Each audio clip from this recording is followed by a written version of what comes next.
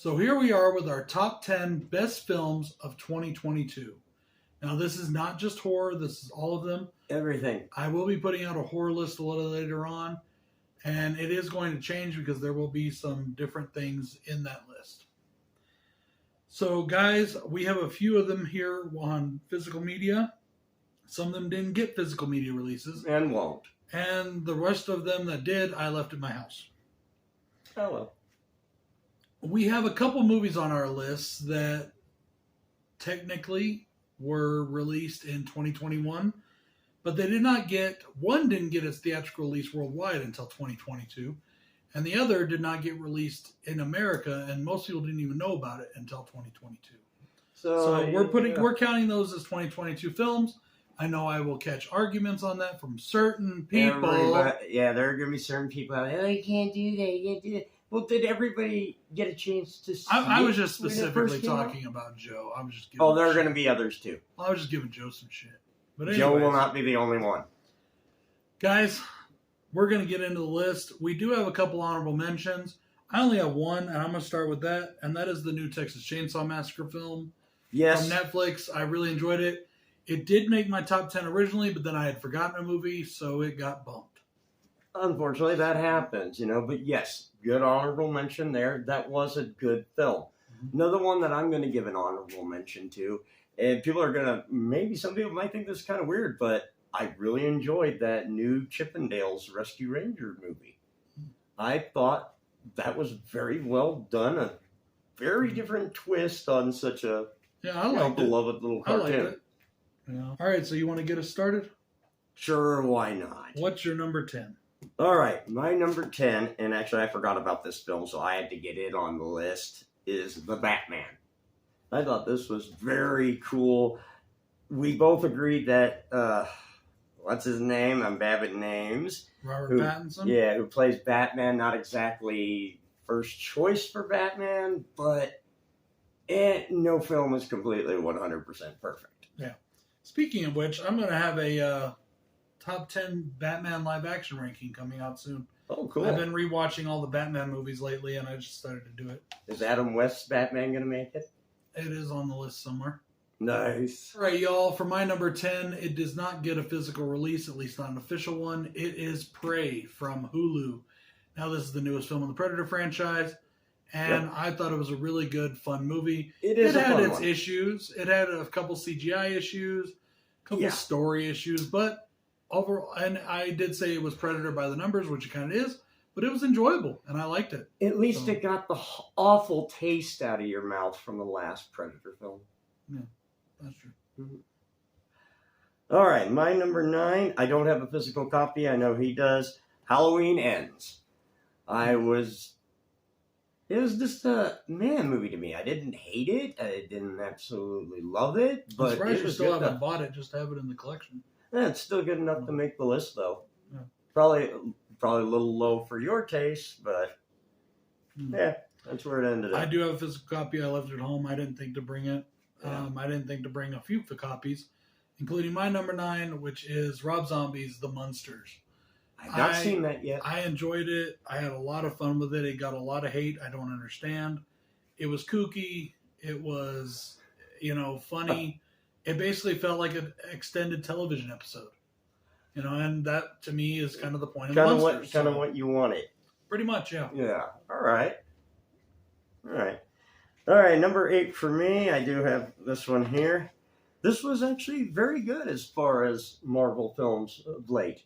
Doctor Strange in the Multiverse of Madness. That almost made the list. Yeah, that was really good as far as, a little bit of a darker film for them. And, I don't know why, but this one really struck me a lot better than that Thor movie did. Ugh. Oh, yeah? Yeah, that movie I didn't think was that great. I haven't seen it. Yeah, it's not that great. All right, ladies and gentlemen, coming in number 8 for me is the new Scream. Now, we already have the new one coming out in less than 2 months. They're already putting out the newest one, Scream 6. But this is Scream 5 or just Scream, and I did enjoy it quite a bit. And Scream has been a solid franchise its entire way through, so. It really has been a solid franchise, and he is a new horror icon that we actually got to see growing up. My number 7 is Prey. Again, we already said enough about the film. At least it got the awful taste of that last film out of my mouth. Yep. So my number 7 is a movie that is one of the ones we discussed that technically was released in 2021. Yeah. But it didn't get released here until 2022, and that is The Sadness.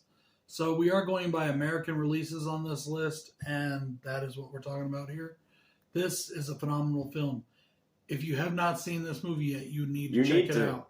It is on Shudder, or at least it was, and you can pick up a physical copy from Raven Banner. Now, you're going to pay a bit, but you can pick it up. They're about $30, right? Mm-hmm. Yeah. A little pricey, but definitely worth it. Yep. All right. My number 6, I'm going with Scream. Again, this film really reminded me of, the first film back in the day. And we brought all the old cast back. It was just a fun movie. Nice. We've already talked a little bit about that one already, though. Yep. Coming in number 6 for me will be Terrifier 2. I had a blast with this movie. Fun movie. I think it was phenomenal.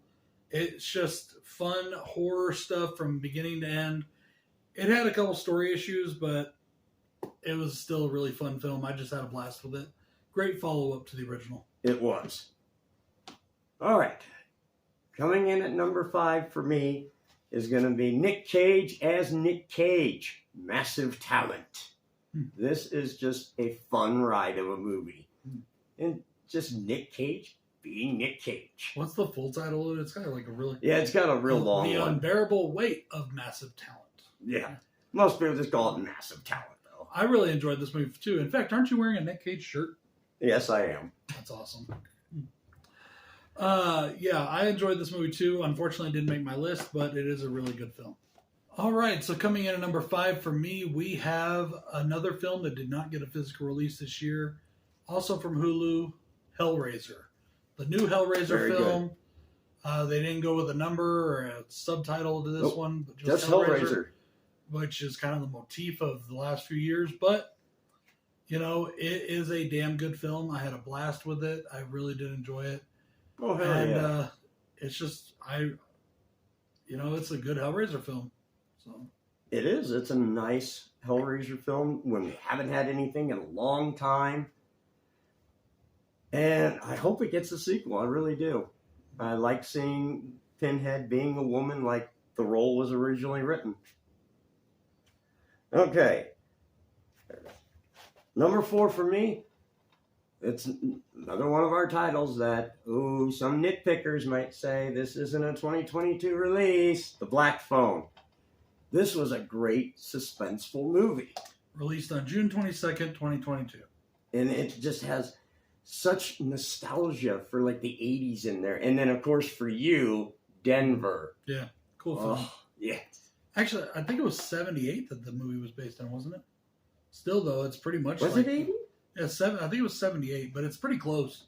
I mean, 78 to 80, it's all, right around the right time period. Huh. So. But, yeah. And I foresee The Grabber, if we can get, if we got another film, maybe prequel or something, I could see The Grabber becoming an icon. Oh, yeah. I think he's awesome. Yeah. For me, it is a movie that has a bit of horror in it, but is mainly a detective story, and that is my number 4, The Batman. I thought this movie was fucking phenomenal. I watched it again last night, and I just love this movie. Robert Pattinson is Batman. He's okay. Batman, whatever, but as Bruce Wayne, I just didn't like him. Didn't like him as Bruce Wayne. Yeah. But as Batman, it's whatever. You put the mask on, tit for tat, whatever. I still like Batfleck. Batfleck. Oh, Lord. Dude, he's a fucking badass Batman. I don't care what anybody says. That dude was made to play Batman, and they should have made a lot more films with him. I still love him in Phantoms. I love him in everything. I think Ben Affleck is one of the greatest actors of our time. I mean, he is fucking phenomenal in so many things. And then you do Reindeer Games. Hey, everybody makes a bad movie. He's also a great director. All right. Number 3 for me is going to be Hellraiser. We've already talked a lot about this film already, so I'm not going to take up any more time with that. It's just a fucking awesome movie, great visuals. Fuck. Hope we get another one. Coming in at number 3 for me will be The Black Phone. I fucking love this movie, and this one and my number 2 film flip-flop quite a bit, actually. And it may flip-flop again because I'm going to watch this again this weekend. So, yeah, I fucking loved The Black Phone. This, in my opinion, is one of the best horror movies we've had in a long time. That's a fresh, people are calling legacy films, where it's, an established franchise. I just fucking loved this movie. Nice. All right, number 2 for me. He's already mentioned it. Terrifier 2. Love this film. This is the making of a horror icon right here. Art's already becoming a horror icon. Let's give him a couple more films and see. There's at least one. They already got greenlit part 3. Good. So can't wait for part 3. This one did get a theatrical release, very limited, but we were fortunate enough to go see it. Well, that, and it got bigger and bigger because it did so well. It ended up making like $10 million on a $100,000 budget or whatever they said it was. I can't remember, but it wasn't huge. Yeah, it was really tiny. Amazing movie. Guys, my number 2 is Halloween Ends. This is I'm shocked this wasn't number 1. My favorite horror movie of the year, probably. I mean, like I said, it flip-flops. It really does. I'm torn between that one and Black Phone. I love this movie. I thought it was great, and it doesn't deserve any of the hate it gets. But you know one thing I've noticed about the hate? Most of the hate just comes from the internet idiots. There's a lot of Twitter polls and stuff that were done that talk about this movie, and every single one I've seen has said it's a good film. And they didn't understand. By like big majorities. And it seemed to make enough money, so, I think people that didn't get it were just too stupid to understand the story. And I've been listening to shit like this. He will not stop. He will not stop. He's obsessed. I'm just giving him shit. I'm giving you shit too, man. You were just totally fucking obsessed. Hey, what can I say? All right, my number 1. This movie just blew me the fuck away. The sadness. Like I've said before, this is probably the closest we're ever going to get to a movie of like the Crossed comics. This movie is just over the top insanity. And I love it. Love it. My favorite movie of the year and my number 1 is Clerks 3. I haven't seen it yet. Fucking masterpiece. And I don't use that term lightly. It is a fucking masterpiece. I am a huge Kevin Smith film. I love his films. Clerks is one of my favorite films of all time. But we're talking about in cinema history. This is probably one of the greatest films ever made, in my opinion. Clerks 3 is that fucking good. It's that fucking good. It made me have every emotion in the book. I felt elated.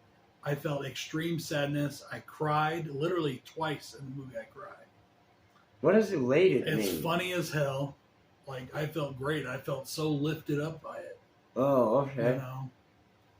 And I just fucking love that movie. It is so good. I do have the physical media copy at home. I forgot it. I actually didn't think to bring any of my physical media copies. Yeah. But, I am so glad that they made this movie, and I can't wait for the next saga and the story. The story of the Clerks may be technically over, but we are going to get another Jay and Silent Bob movie, that I know that for sure, and Dogma 2. Or not Dogma 2, I'm sorry. Mallrats 2 has been greenlit, so I'm definitely stoked about that. Wow, how long ago was Mallrats? Remind me? 1994? Wow. 95? 94? Wow. That's a long fucking time ago.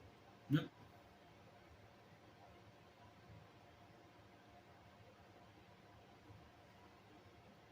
Alright. Yeah, that was number 1. We made it all the way to number 1. All right, guys, that's it for our top 10 films of 2022. I thought we had one hell of a good year in cinema. We did. We had a great year for horror, a year that we haven't seen in quite a long time. I'm just going to say this, 2022 may be the best year in horror since 1981. Just my opinion. It could be, man. With We the got a amount lot. of what we got and the quality of what we got. We got some great films this year. Yes, we did. And not just films either. We got a lot of great horror television series as well. Yeah, we got some good stuff this year. Yeah. I already know we did the, honorable mentions, but I got an honorable mention here for Netflix, and this is a series. If you haven't seen Alice in Borderland, the second season came out right at the end of 2022. It's fucking amazing. Go watch it. 2 seasons. Badass series. You can watch it in English. I prefer to watch it in Japanese. You can do both, just whatever you want. Yeah. Anyways, guys, this is BroncoJuggalo saying we'll see you again doing this at the end of 2023 or at the beginning of 2024. Yep. Peace out, y'all. Good night.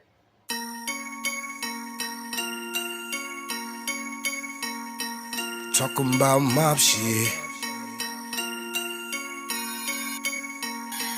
Couple $100 grand, nah, it ain't much. One phone call, you can get touched. Jimmy gave Tommy a to-do list. Good fellas always got a full clip. Keep the family biz on